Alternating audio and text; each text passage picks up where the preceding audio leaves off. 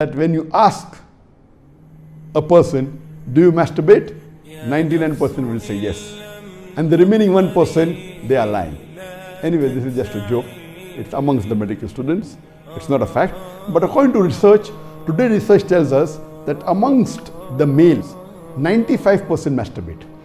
Amongst the females, approximately 80% masturbate. I'm not saying that it is normal to masturbate, but it is very common that excessive masturbation is haram.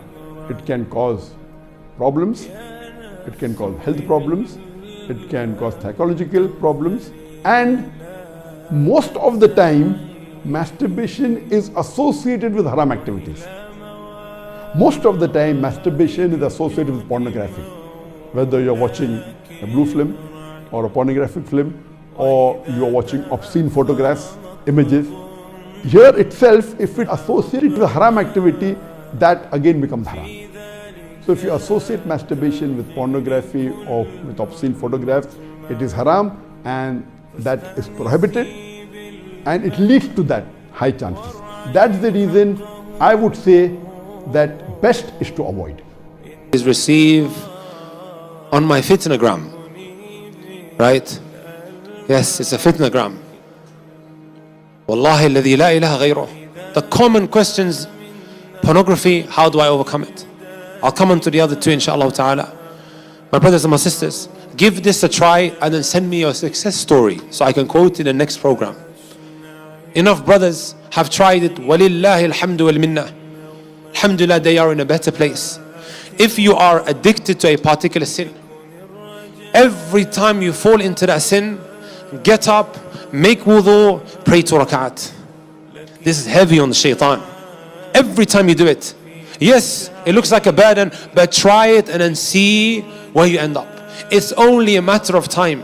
When you keep showing Allah Azza wa Jal that I want to change, that I want to become better. Sheikh Mustafa earlier spoke about some of the conditions of tawbah.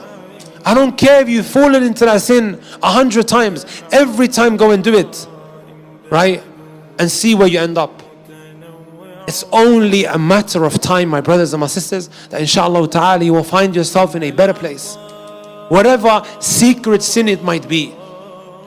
Right? If also you are carrying out these secret sins, be someone who has secret acts of ibadat. Ibn al-Qayyim rahmatullahi alayhi, he talks about this, right? He even brings a line of poetry in his, I believe, ad-da' wa dawa, the spiritual sickness and the cure.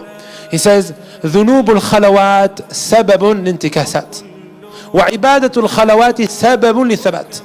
The dhunub, the sins that you do in private, is a big reason why you will go astray, why you will fall off the religion. And righteous acts of worship that you do in private is a huge reason why Allah subhanahu wa ta'ala will keep you firm. No one knows about that 2 rak'at that you are now praying because of that sin. You've just followed up that private sin with a private act of worship. See what happens. Even that wudu, no one knows why you're making wudu. It's not even a salah time, right? You went into the bathroom, you made wudu, and you came out and you're praying 2 rak'at in your room. Right? Also try to go through some of the effects of sins, brothers and sisters. There's a kitab called ad-da' wa dawa, the spiritual sickness and its cure. Our Shaykh Abdul Razak al-Badri taught us this kitab in the Prophet's masjid. It honestly changed my perspective in how I look at problems. It really, really has. Right? It lists the effects of sins.